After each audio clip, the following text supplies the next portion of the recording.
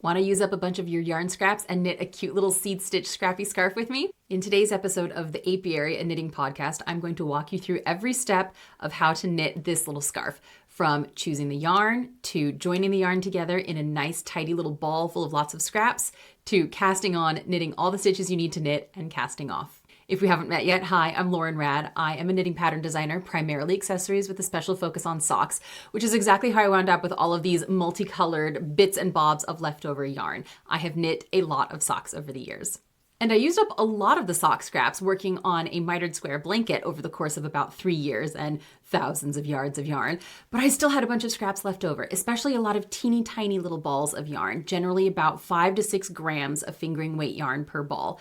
And those weren't really big enough to make anything in particular from, but they were so pretty and I didn't want to throw them away. And it was a bunch of yarn that altogether made hundreds of yards of yarn. So I decided to do something with it and I knit this scarf.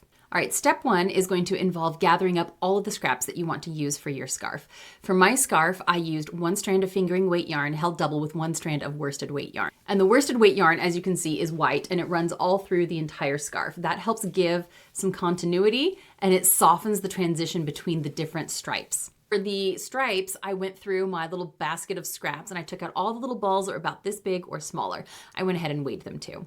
And I put them in a big pile and I looked at them to see which ones seem like they don't quite belong. Generally, that was anything that was too vibrantly saturated or too dark. I did end up leaving in this one here, which is a little darker than some of the other strands in this scarf, but it felt nice, so I kept it. Generally, when you are picking your yarns for your scrap ball, I would go with kind of a guiding theme there. So either lots of really bright, vibrant colors or lots of soft pastels. That way you won't end up with one band that looks really kind of out of place compared to the others. And then when I was combining them all together in a ball of scraps, which I'll show you how to do in just a moment, I made sure that I didn't put any that were too similar to each other next to each other. So you'll see here's kind of a greenish tan band, next to a brown band, next to a blue, next to a pink, next to a cream. So I kind of made sure that the colors changed with each band. And I wasn't putting a tan next to a slightly darker tan next to a slightly lighter tan. So it looks like one long block of more or less the same color. When you are assembling your scrap ball, you do want to make sure that the yarns you're using are about the same weight. So you don't want to have a worsted weight strand and then a fingering weight strand and then a DK weight strand, unless you are really going for kind of a funkier, thicker, thinner texture throughout your scarf.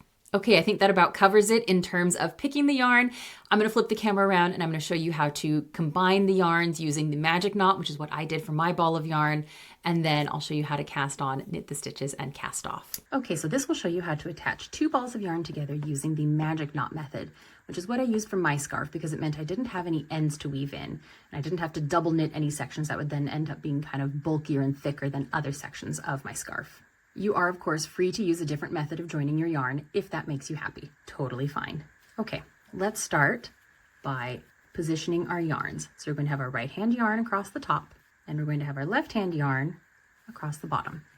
Just like that. I'm going to pull out a little more right hand yarn. Okay, so we've got our left hand yarn on the bottom, right hand yarn on the top. We're going to start by tying the magic knot with the left hand yarn. So we're going to take that tip of the left hand yarn, we're going to tuck it up and under the right hand yarn. We're going to do it so that it forms kind of an L shape, like that, a backwards L, a J, if you will. Then we're going to take this top tail and we're going to bring it back down over the right hand yarn, just like that. See how it's going across the top of the right hand yarn. Then we're also going to have it cross over itself over the top, just like that. You can see it crossing over there, okay?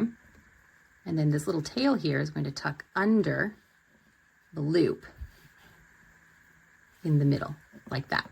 Okay, see the little tail there? Now you're going to grab the little tail and you're going to grab the yarn that's attached to the ball still, and you're going to pull them nice and tight. All right, that's part 1 of the magic knot. Part 2 is with our right hand yarn, and we're going to have that go over the left hand yarn.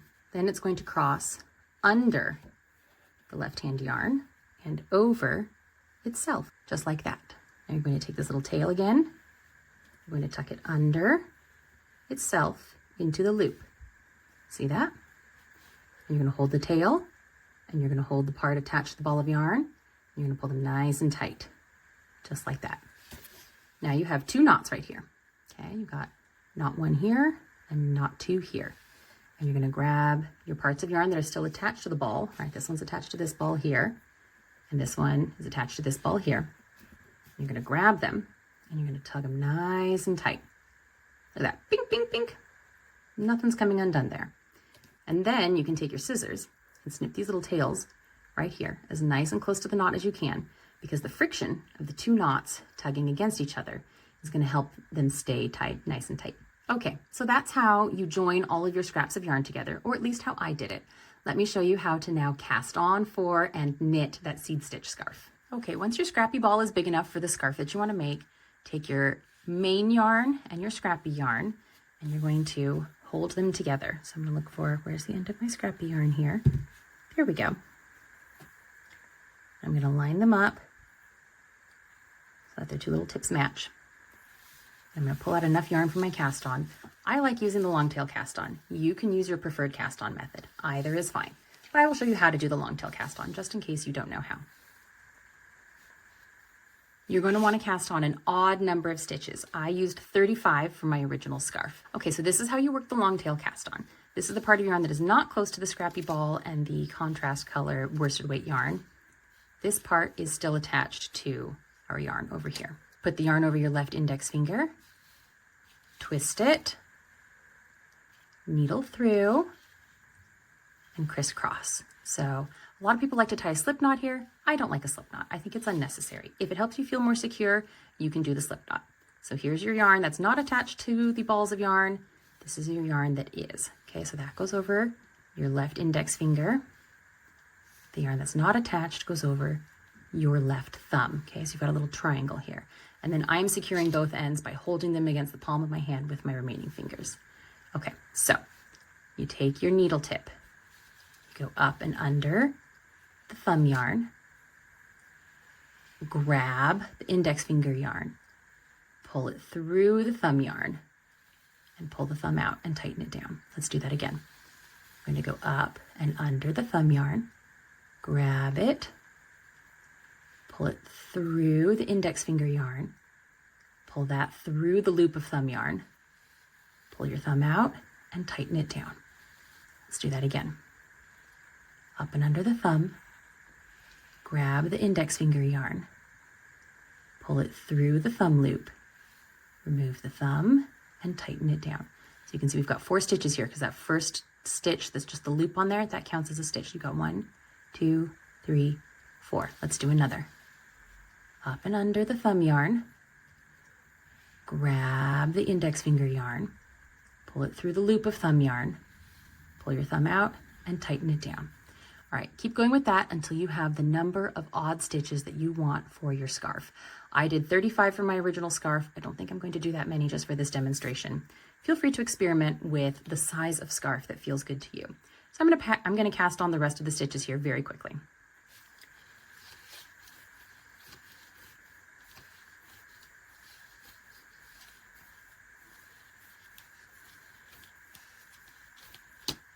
Okay, I'm going to use just 13 stitches to show you how this works.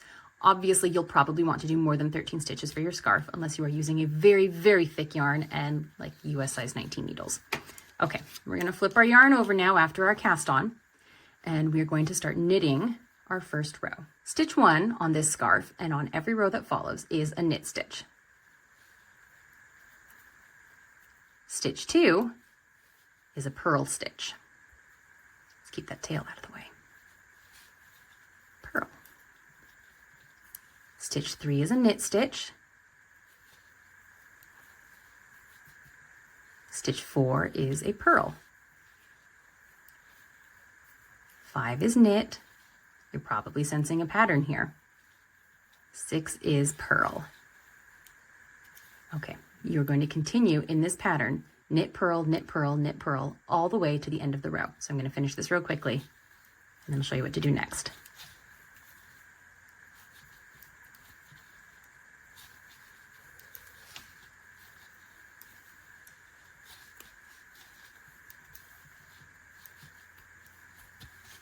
All right, we're at the end of that first row. Got all of our stitches worked for one row. Now let's flip our work.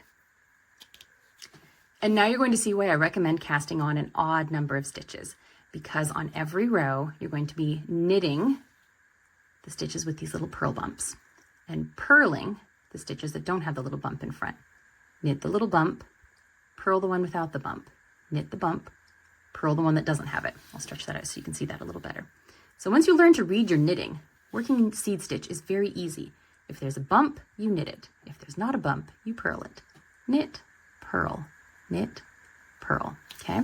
So if you have an odd number of stitches cast on, you will always be starting with a knit stitch. So let's do that again for this row. We're going to knit one, purl one, knit one, purl one, and we're going to do it all the way across, just as we did with the first row. Knit one, purl one, knit one, purl one, just as we've been doing. And then of course the final stitch will be a knit stitch. And then you flip it over and you keep doing the exact same thing. Again, look for the bumps and the no bumps. There's a bump on this one, so we know that's a knit stitch. There's no bump on this one, so we know we're gonna purl that. This one we're gonna knit it, this one we're gonna purl it. All right, I'm going to hop off now and I'm going to knit several more rows so that it won't look quite so strange when I show you how to bind off. All right, now I've grown a little bit here. Let's go ahead and bind off our scarf. Obviously your scarf will be much longer than this. Now, normally I would just do a knitted bind off where you would knit a stitch and then knit another stitch and then pass the right stitch over and then knit another stitch and pass the right stitch over. But that creates kind of an odd looking gap at the end of your work when you're working seed stitch. So instead, we're gonna bind this off in pattern. And that means we're still going to knit our first stitch. Now pull out that stitch nice and long to give you a good sharp edge. That's a trick I learned from Patty Lyons, who if you're not following online, you really should be. Okay, so you've got your nice long stitch here. This stitch is a purl stitch, see, because it doesn't have a little bump at the bottom. That one has the bump, this one doesn't. So we're going to purl the next stitch. And then we're going to pass the slip stitch over. Now the next stitch has its little bump at the bottom, so we know it's a knit stitch. So we'll knit that and pass the slip stitch over. The next one is a purl, so we purl it and pass the right hand stitch over the left one. Then we knit and pass the right hand stitch over. Then it's a purl and pass the right hand stitch over, and so on and so forth until you get to the very end.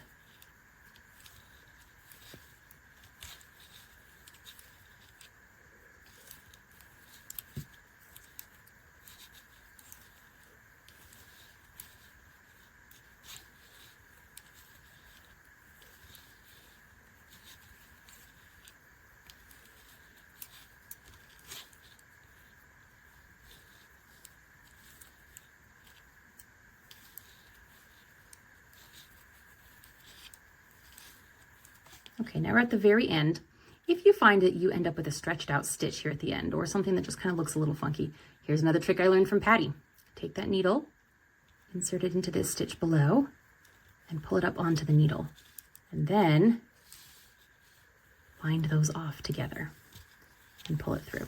And that'll give you a sharper edge with a little less tugging. And there you go. There's the bound off edge on your scarf. Nice sharp corners, but no weirdly stretched out stitches. Happy stitching!